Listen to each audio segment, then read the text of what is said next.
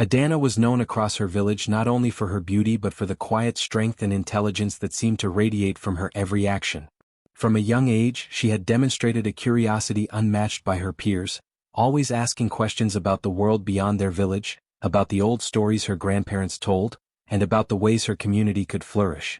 Her mind was sharp, but it was her kindness that truly made her shine. Neighbors would often see her helping the elderly carry water, guiding younger children along the winding paths through the fields, or quietly resolving disputes among friends. People admired her not just for her intelligence, but for the way she used it to uplift others, never seeking power or recognition for herself. Yet admiration is often shadowed by envy. Among her extended family, there were whispers of resentment and silent schemes. A relative named Equim, a man whose own ambitions had been stifled by life's limitations, watched Adana with a growing bitterness. He could not bear the respect and influence she commanded so effortlessly, nor could he tolerate the thought that her wisdom and favor in the village might overshadow his own standing.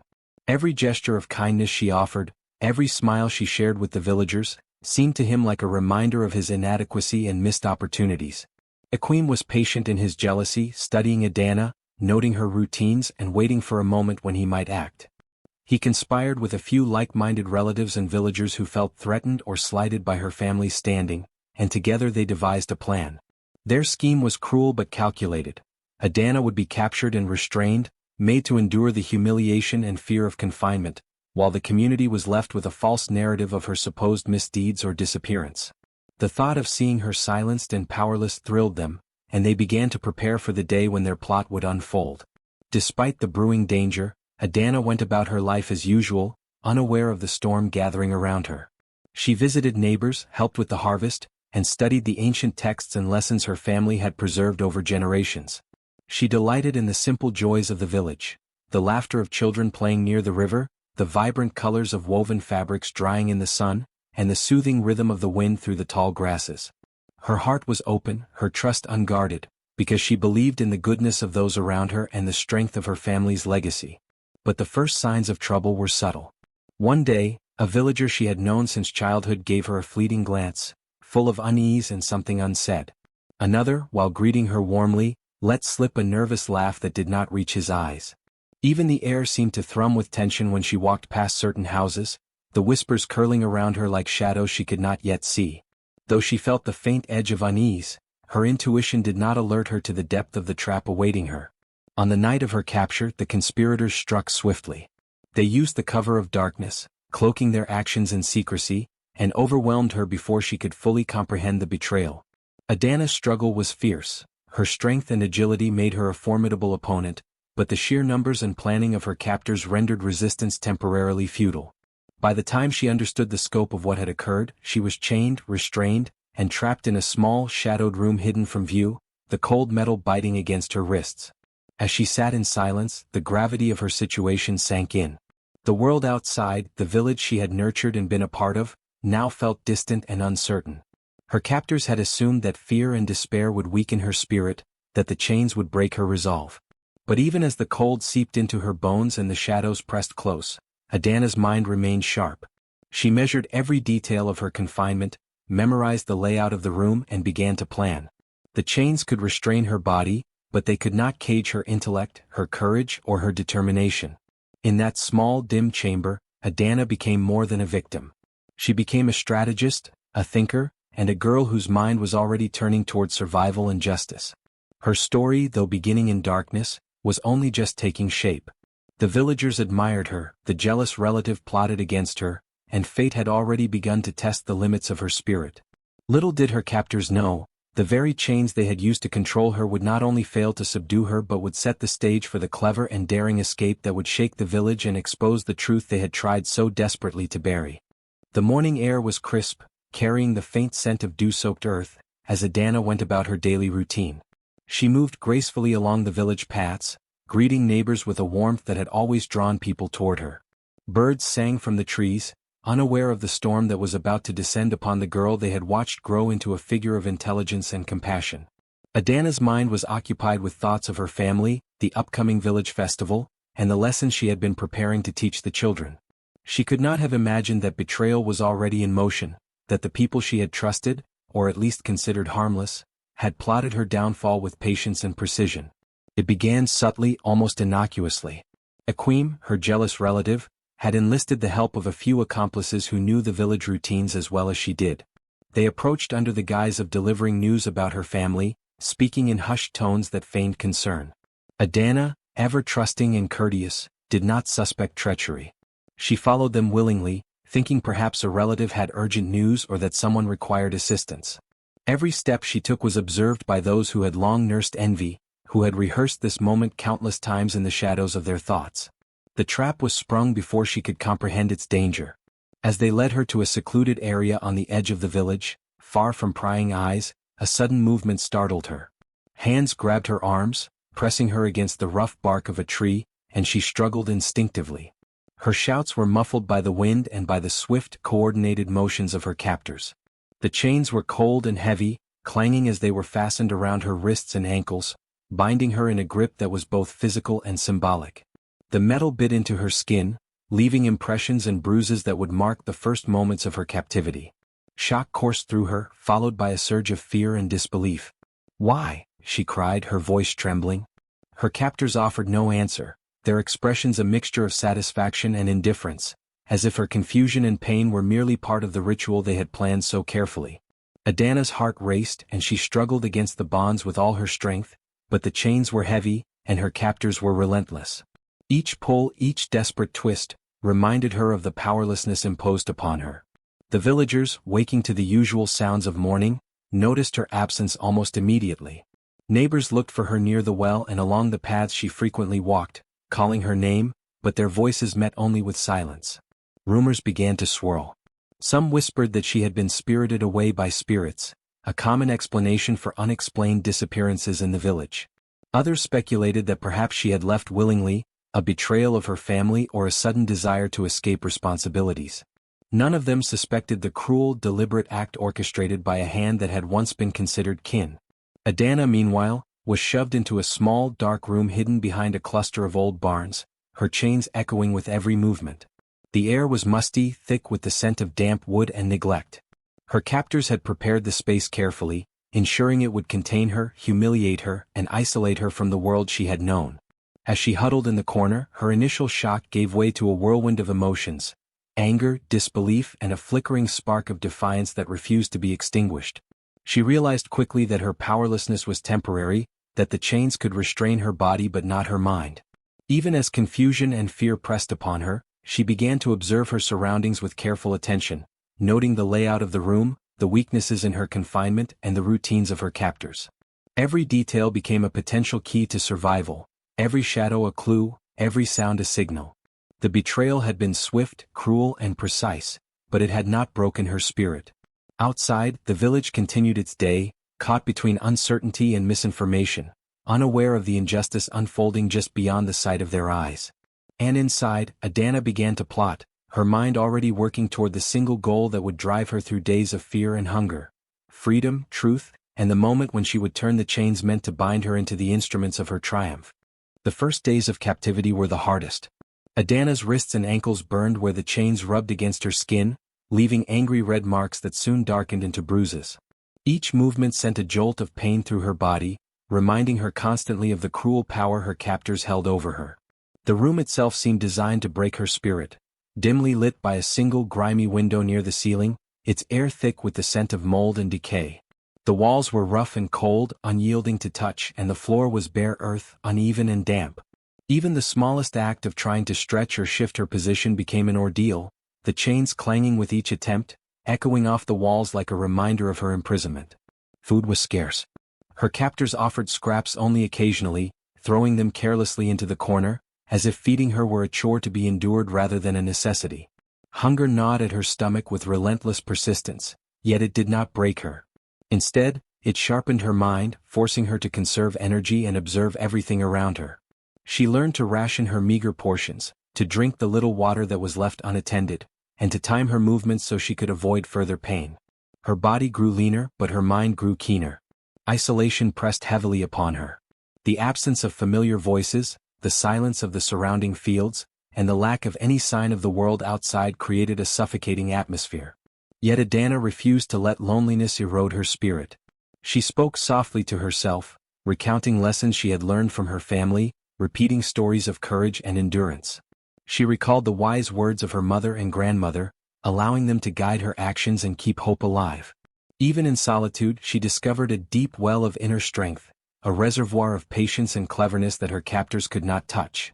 Observing her surroundings became both a distraction and a strategy. She memorized every crack in the walls, every loose plank, and the shadows cast by the single window at different times of the day. She noticed small details about her captors' routines: the clink of a chain as someone approached, the faint whistle of a guard who patrolled too lazily, the soft murmur of voices in the courtyard that hinted at their plans.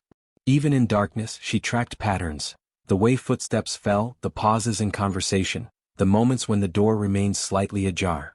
Each observation was a potential advantage, each small detail a clue that could later turn the tide in her favor. Pain, hunger, and confinement might have broken a lesser person, but Adana learned to use them as tools instead. She experimented subtly with the chains, testing their strength without alerting her captors. She shifted her wrists in ways that reduced the sting, manipulated the angles of her body to stretch muscles stiffened by restraint, and even whispered encouragement to herself, reinforcing her determination. She became intimately familiar with the sounds of the room, predicting footsteps and detecting changes in the routine that others might overlook. Her captors, confident that their prisoner was beaten in spirit, often underestimated her. They spoke within earshot, boasting of their control, mocking the girl they believed to be cowed. Adana listened carefully, committing every word, every tone, every slip of pride to memory. She noticed contradictions in their stories, glimpsed the seeds of fear and greed that drove their cruelty, and began piecing together their vulnerabilities. Days merged into nights in a cycle of hunger, pain, and observation. Yet Adana's resilience never wavered. Each day she endured strengthened her resolve, each ache and pang of hunger honed her patience, each quiet moment of listening deepened her understanding of the world beyond the chains. She realized that her imprisonment was temporary, that these chains could restrain her body but never her intellect, courage, or spirit. And so, in the dim, cold chamber, Adana began transforming the pain and isolation into preparation. The chains that bound her were no longer just instruments of torment. They became the backdrop against which she would learn, observe, and plan. Every clink, every shadow, every breath of stale air was part of the lesson, teaching her patience, strategy, and resilience. Though the world outside seemed distant and indifferent, she understood that her mind remained free, and within that freedom, the seeds of her eventual triumph were quietly taking root. Even as Adana endured the cold, damp darkness of her confinement, the world outside continued its rhythm, oblivious to her suffering yet strangely alive with signs of her absence. From the small, grimy window near the ceiling, she could catch fleeting glimpses of the village, shadows moving along paths, the swaying of laundry lines, and the soft hum of daily labor. At first, she feared that no one noticed, that her disappearance would vanish into the routine of village life. But soon, the whispers began, drifting faintly to her ears through the walls and corridors, each fragment a thread in the tapestry of truth and deception. Some villagers reacted with genuine concern. Elder women who remembered Adana as a helpful and bright child, murmured prayers in her name. Mothers spoke to their daughters about her, urging caution and faith, telling them to hope for her safe return. A few young men searched near the edges of the forest and along the riverbanks, calling her name and asking those they met if anyone had seen the brave girl who had always shown them kindness. Their voices, carried faintly on the wind, brought a strange comfort to Adana. They reminded her that she had not been forgotten, that her presence had touched lives in ways her captors could never erase.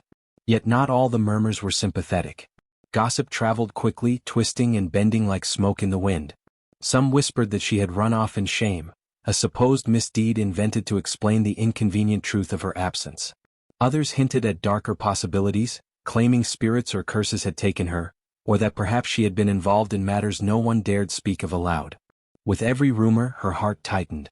It was a strange sensation, both painful and illuminating, to hear the myriad interpretations of her life, distorted by fear, envy, and imagination. Even within the whispers of sympathy, she discerned the subtle hand of manipulation. Certain villagers, loyal to her captors or fearful of their power, spread their own tales. Perhaps she angered Equim, one voice speculated, and has been sent away to learn humility. Another murmured, she was too clever for her own good. Those who defy authority often vanish. These words, meant to justify her absence or spread doubt, revealed how deeply the captor's influence had penetrated the village psyche. Adana listened carefully, noting which villagers seemed hesitant to speak, whose eyes darted nervously when her name was mentioned, and who laughed too easily at the stories. Through these scattered whispers, Adana began to map the social landscape of her village from the shadows. She understood who could be trusted, who was swayed by fear, and who might be persuaded by reason or evidence.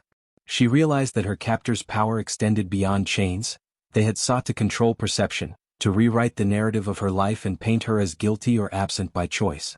Yet in the way some villagers whispered her name with reverence, hope, or concern, she also saw cracks in the control, opportunities that could one day be leveraged. Observing from her small vantage point, she noticed subtle gestures that accompanied the words. A mother clutching her child closer at the mention of Adana, young men stealing furtive glances toward empty fields where she might have been seen, and elderly men exchanging knowing nods as if recalling some unspoken truth. These nonverbal cues enriched her understanding far beyond the words themselves. Each murmur, glance, and movement added to a growing puzzle, revealing not only the layers of deception woven by her captors but also the resilience and loyalty of those who truly valued her. Though isolated and chained, Adana began to see a broader picture. The village was not simply a silent witness to her suffering, it was a living network of fear, hope, manipulation, and allegiance. From these whispers she extracted insight, the seeds of betrayal, the channels of gossip, and the fragile lines of loyalty that could be turned to her advantage. The sounds, once confusing and overwhelming, now became instruments of intelligence, teaching her how the world outside perceived her absence and how she might one day reclaim both her freedom and her place among the people who had always admired her. In the quiet shadows, as the day faded and night crept across the village rooftops, Adana felt a strange mixture of sorrow and empowerment. The whispers were proof of her impact, proof that the captor's chains could not silence her legacy, and proof that the truth, like the faintest echoes drifting on the wind, was waiting to be heard again. Adana sat quietly in the dim light of her confined room, the chains cold and heavy against her skin, when a memory surfaced unbidden. The stories her grandmother had whispered to her in the evenings, tales of a key that had been passed down through generations, a key said to unlock not only doors but secrets long hidden. According to the stories, the key had been lost many years ago, buried or hidden during times of strife, a safeguard against those who might exploit the family's wealth, knowledge, or influence. Her heart quickened as the memory took hold. Could it be possible that the very key her family had spoken of was still somewhere within reach, waiting to be discovered? The thought sparked a fire within her, a renewed sense of purpose amid the despair of her chains. She began her search carefully, mindful of every sound and shadow. Her chains rattled faintly with each movement, a constant reminder that one wrong gesture could betray her intentions. With painstaking patience, she ran her fingers along the edges of the metal links, probing for irregularities or hidden mechanisms. Sometimes she pressed her fingertips into cracks in the iron, testing for any sign of a hollow space or latch. Though the chains were crude, made to restrain a person rather than to conceal secrets, her instincts told her that even the simplest confinement could hide something significant. Her eyes swept over the small room, scanning every nook and crevice. The walls, rough and uneven, had tiny fissures where dust had accumulated, and the floor, though earthen, had depressions that suggested previous concealments. She recalled the stories of her grandmother describing the cunning of her ancestors, how they had hidden precious objects in plain sight, trusting only the sharp and patient to find them. Adana understood now that her captivity, however cruel, might also provide the conditions needed to uncover such a hidden treasure. The very chains meant to suppress her strength could teach her focus, patience, and attention to detail. She experimented with movements, shifting herself slightly to reach areas of the room that seemed inaccessible. Stretching carefully, she probed the corners near the ceiling, where a small beam protruded, and along the base of the walls, where the dirt floor met the stone foundation. Every scratch, every scrape of her fingernails against the surfaces, was done with calculated subtlety. She listened intently for sounds outside, ensuring that no footstep or voice would reveal her meticulous efforts. Hours passed as she worked tirelessly, her mind alternating between frustration and hope. Occasionally she paused to catch her breath, closing her eyes and visualizing the stories of her family, ancestors who had faced adversity and cunningly protected their legacy. These visions reinforced her resolve, reminding her that patience and cleverness could overcome even the most insurmountable obstacles. She began to think like them, to anticipate where a cautious ancestor might have hidden a key, blending practicality with secrecy. Her suspicions soon focused on a particular corner of the room, where a loose stone seemed slightly out of alignment with the others. The idea that it could conceal something vital made her pulse quicken. With great care, she dislodged the stone just enough to peer behind it, revealing a small hollow space. Her fingers trembled slightly, but she pressed on, feeling the contours of the cavity. It was narrow, tight, and perfect for hiding a slender object, perhaps the very key she sought. In the quiet of the dim chamber, the thought of finding the forgotten key filled Adana with cautious excitement. She imagined the freedom it could bring, the unraveling of her captor's schemes, and the reclamation of her life. The key, once thought lost to time and memory, was now within her reach, a tangible symbol of hope and cleverness. Each scrape, each careful probing of the floor and walls, was not merely a search for metal. It was a pursuit of justice, liberation, and the chance to turn the chains of oppression into instruments of triumph. Adana's mind raced as her fingers traced the hollow, testing for the presence of the key. Every instinct told her to proceed with patience, to respect the silence and shadows. One small movement could be the difference between discovery and discovery lost, between freedom and the continuation of her imprisonment. With unwavering focus, she prepared to reach deeper into the hidden space, determined to find what generations had safeguarded, to claim what her captors had tried to bury, and to wield the forgotten key in a battle for truth and liberation.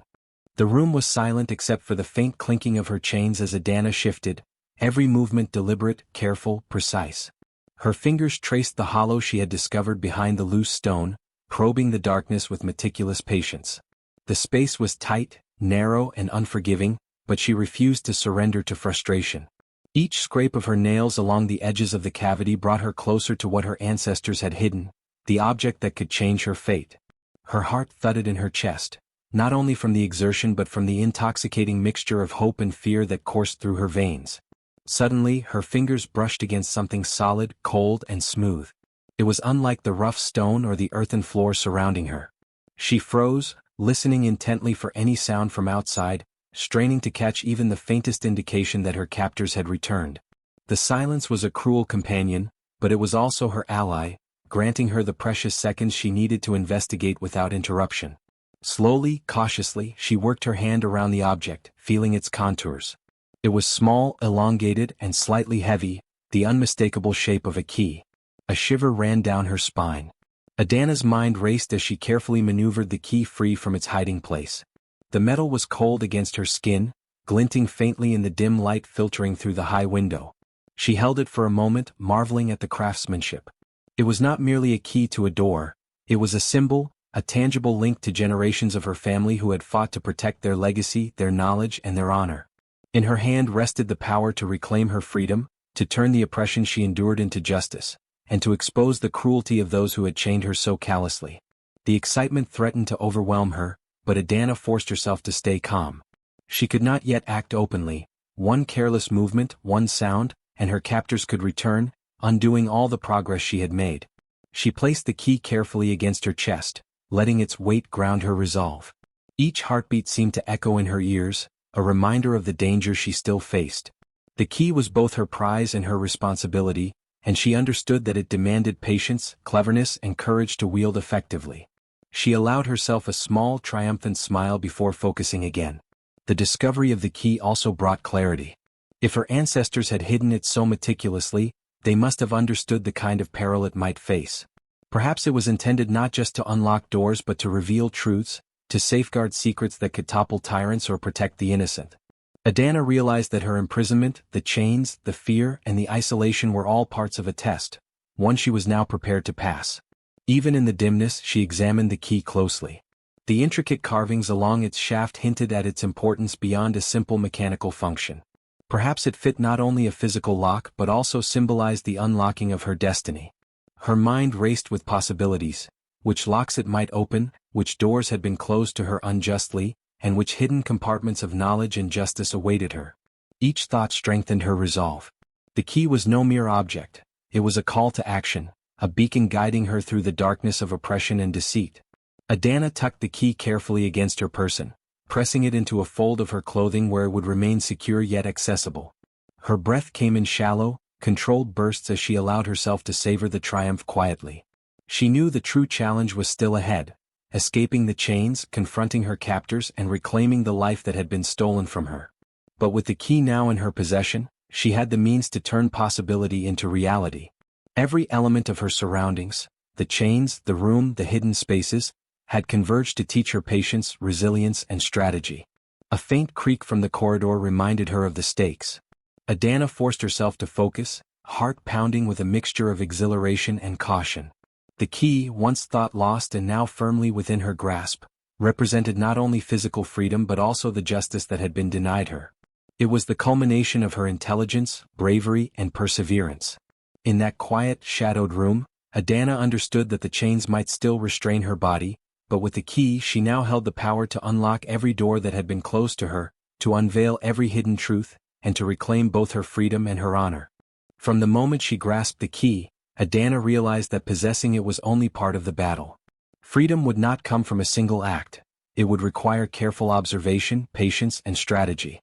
She began to watch her captors closely, using every subtle advantage her confined position allowed. Through the narrow window near the ceiling and the small gaps in the door, she studied their movements, listening for patterns and weaknesses that could be exploited. The first thing she noticed was routine. Her captors adhered to a surprisingly rigid schedule, confident that the predictability made their prisoner powerless. One would fetch water from the well at dawn, another would leave for errands in the mid-morning, and the third often dozed near the fire in the courtyard during the heat of the day. Adana recorded each movement in her mind, noting the exact moments when the room was left unattended or when the noise of labor would mask any sounds she made. Every repetition, every gesture, was a clue to how she could act without detection. Arguments between the captors provided another avenue of insight. She overheard whispered quarrels over responsibilities, money and property, and realized that their alliance was fragile. They disagreed on small matters like the distribution of chores or the treatment of her, and these disagreements often escalated into harsh words that revealed fear, greed, and insecurity. Adana made mental notes of who was quick to anger, who tried to maintain control, and who could be swayed by logic or intimidation. These tiny fractures in their unity would later become the key to her clever escape. She also observed their habits. The way one captor fidgeted when nervous, the way another paused before entering her room as if anticipating danger, the subtle shifts in posture when they believed no one was watching. Each idiosyncrasy told her something about their personalities, their strengths, and their vulnerabilities. Adana realized that understanding not just the schedule but the psychology of her captors was crucial. A lapse in attention, a moment of arrogance, or a predictable reaction could be leveraged to her advantage. Even mundane activities offered opportunities for discovery. When they left food scraps or opened the door carelessly, she noted the timing and the locations where access was easiest. She memorized the sounds of keys turning in locks, the pattern of footsteps on the courtyard stones, and the moments when they conversed loudly enough to mask her own movements. Every detail, no matter how trivial it seemed, was stored meticulously in her mind. The suspense grew with each passing day. Adana forced herself to remain calm, even as hunger and discomfort pressed on her.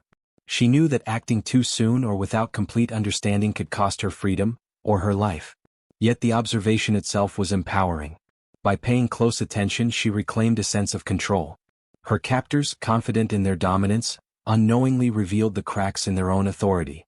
Adana also learned to anticipate their mistakes. When one captor left a door slightly ajar, she noted it, planning how she might exploit it.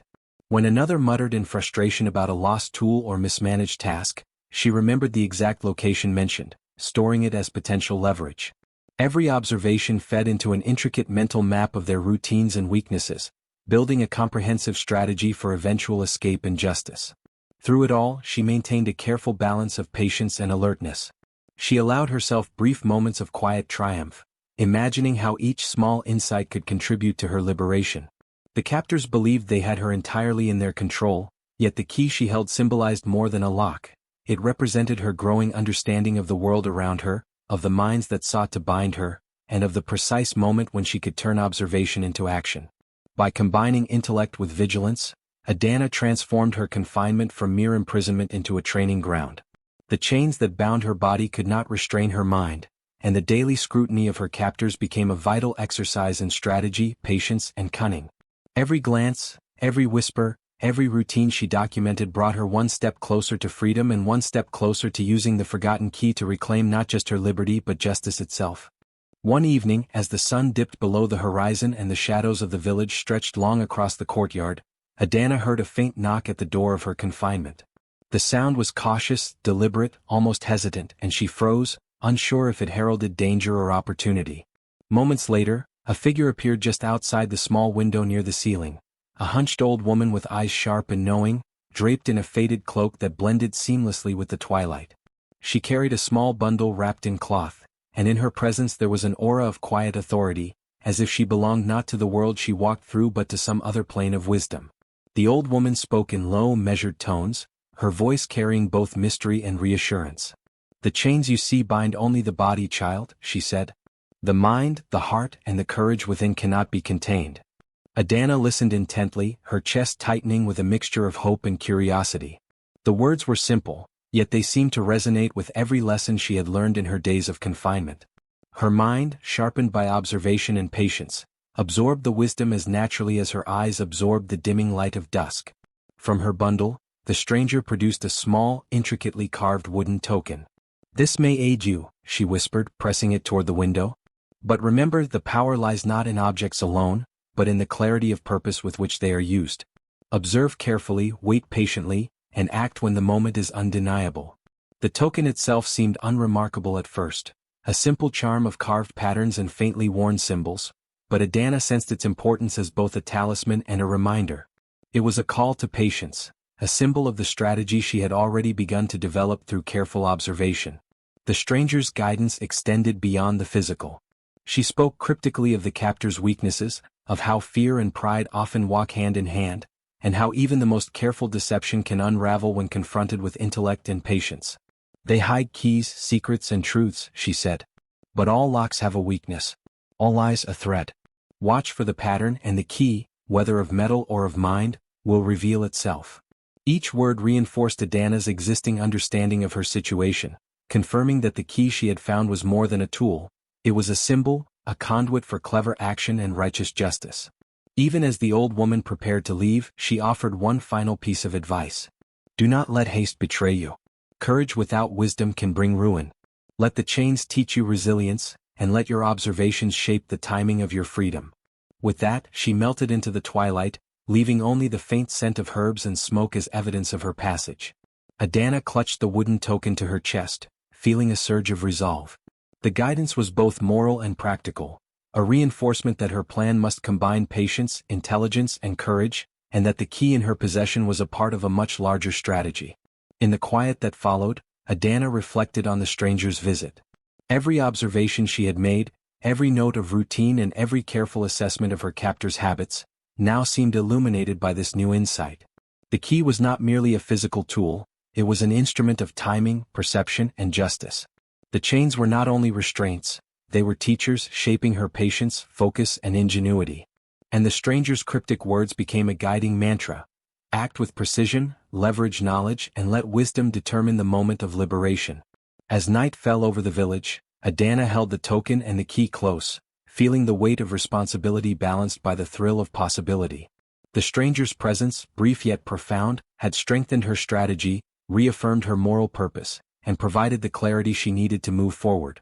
In that stillness, she understood that freedom was not only a matter of escape, it was the culmination of observation, patience, cleverness, and courage, all guided by the wisdom that had just crossed her path in the form of a mysterious visitor. Adana spent days quietly studying her surroundings, every creak of the floorboards and shadow of light a clue, and it was during one of these careful observations that she noticed something peculiar, a faint draft seeping from a corner of the room. It was subtle, almost imperceptible, but her trained eyes caught the way the dust swirled slightly in its path. The corner had always seemed ordinary, yet now it hinted at possibility, a secret her captors had overlooked. Her pulse quickened. Could this be a hidden route, a passage that might lead to freedom if she approached it cleverly? With painstaking care, she positioned herself near the draft. The chains around her wrists clinked softly, but she moved slowly, deliberately, ensuring no abrupt noises would betray her presence. The key she had discovered felt like a heavy heartbeat in her pocket, a tangible promise that liberation was within reach.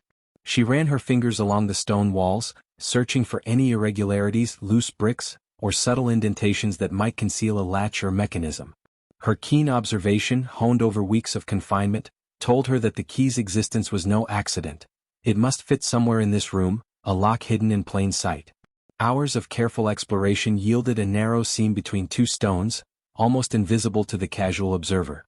Adana traced it with the tip of the key, feeling its subtle ridges catch on something. Her breath caught in anticipation. Could this be the entrance? Slowly, with precision born of patience and necessity, she inserted the key fully into the hidden slot. A faint click echoed in the stillness as though the room itself exhaled. The stones shifted slightly, revealing a dark, narrow passageway that had been concealed for decades. Adana's heart pounded. She had found it, the hidden route that promised escape. The passage was tight, forcing her to maneuver carefully, dragging her chains in a way that minimized noise. Every step was measured. The faint illumination from the small window in her cell cast long shadows along the walls, providing guidance but also reminding her of the danger that surrounded her. She paused often, listening intently for footsteps, voices, or the slightest hint that her captors might return. Each scrape of her chains against stone heightened her awareness. Every careful movement was an exercise in stealth and ingenuity. Adana quickly realized that the passage led beneath the floorboards and into a narrow tunnel system, likely used by her ancestors as escape routes or secret storage. The faint scent of earth and age filled her senses as she crawled forward, the chains rattling lightly but her determination outweighing the fear. She mapped the route in her mind, noting each bend, crevice, and potential obstacle. The key had not only unlocked the entrance but also symbolized the guidance she needed: patience, cleverness, and the courage to act decisively.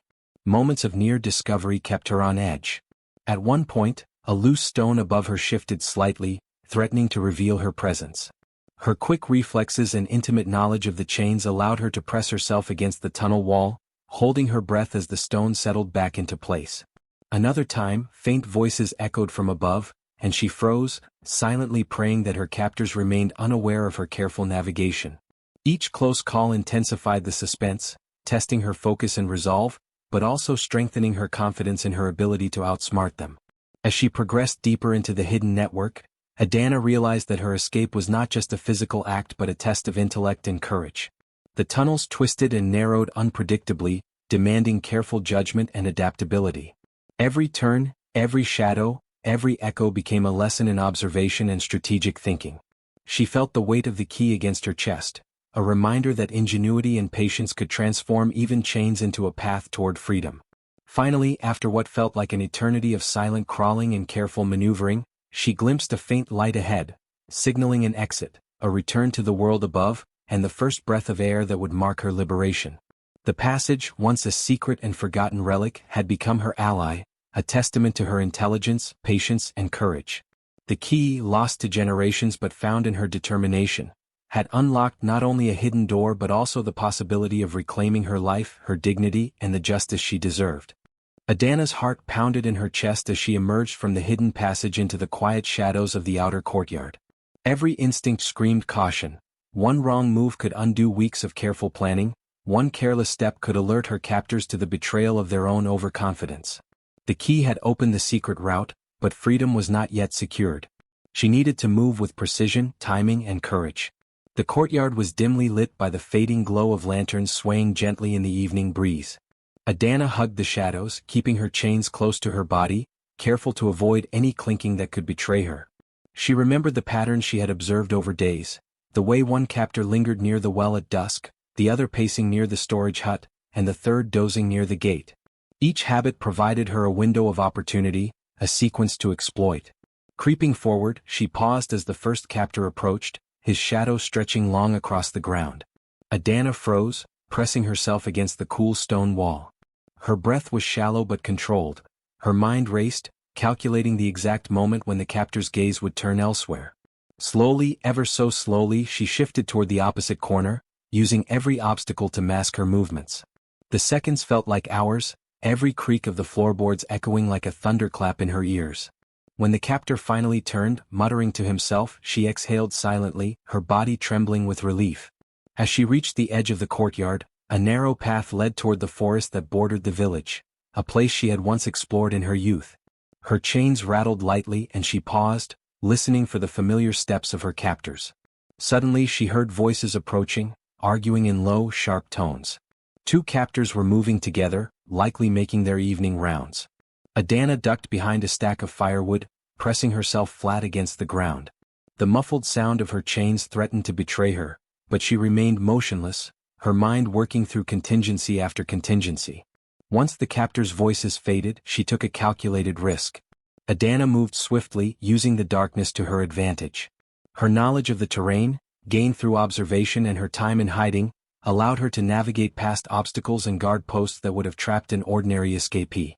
She scaled a low wall with the chains secured around her waist, the key glinting faintly in the moonlight as if urging her onward. Each leap and climb required careful thought, a combination of agility, courage, and precision. The forest loomed ahead, dense and shadowed, yet full of the promise of concealment. Adana pressed forward, branches scraping her arms and face, but she welcomed the sting as proof of movement, of progress, of liberation. She could hear the distant shouts from the courtyard. The captors had realized something was wrong. Adrenaline surged, sharpening her senses. Every step mattered. A single miscalculation could expose her.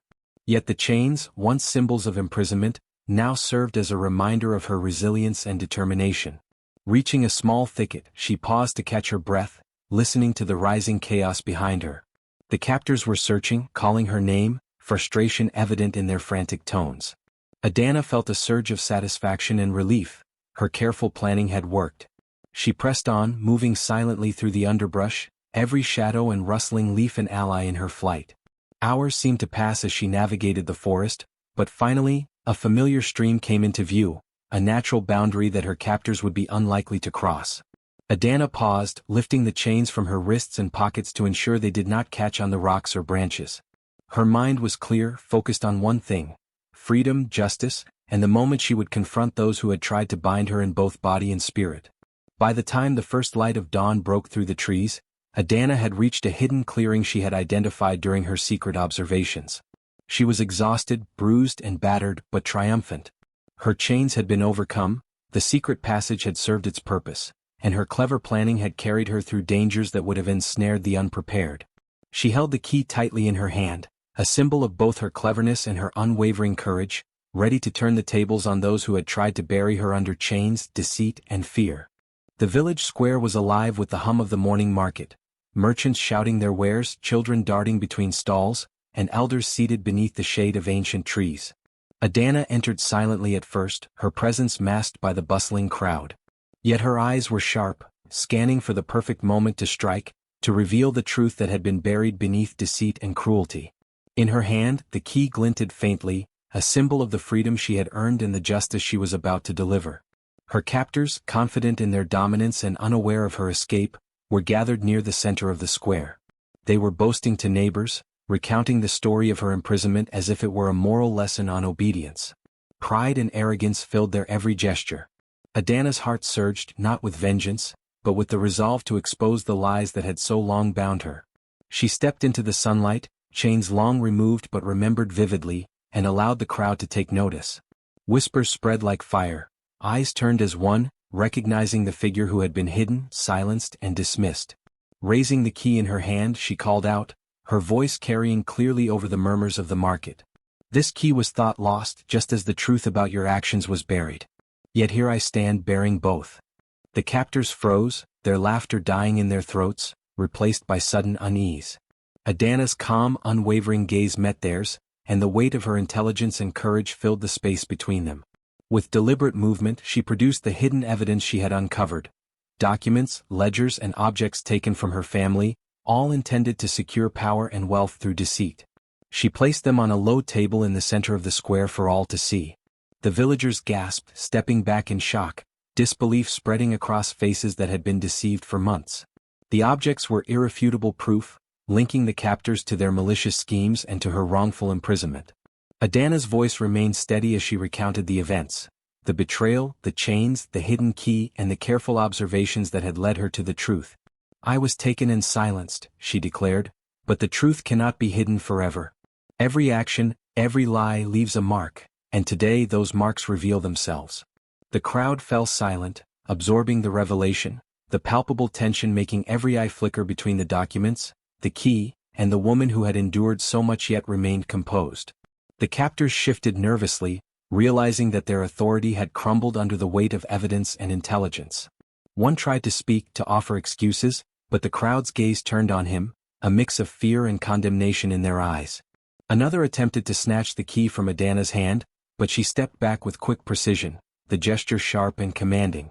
Their arrogance had blinded them to the fact that courage guided by intellect could outmaneuver brute control. Villagers murmured, some in awe, some in fear, recognizing that the girl they thought powerless had orchestrated an escape and revealed the deepest deceit in their midst. Elders stepped forward to examine the evidence, confirming the validity of her claims. The captors' faces paled as their lies were dismantled piece by piece, and the murmurs of judgment turned into murmurs of respect for Adana's brilliance and patience. By the time the confrontation reached its climax, the square was a tableau of justice fulfilled. Adana's captors were exposed, shamed, and powerless, while she stood tall, the key in her hand symbolizing triumph over manipulation and cruelty. Her courage, combined with keen observation and strategy, had transformed the chains of her confinement into the tools of revelation. The villagers, witnessing her cleverness and resilience, now saw her not as a victim but as a master of her destiny. In that moment, Adana felt the culmination of every trial, every whispered fear, and every sleepless night. She had turned secrecy into revelation, danger into opportunity, and oppression into empowerment. The public square, once a stage of humiliation and despair, had become the arena of her victory, a testament to intelligence, patience, and the enduring power of truth.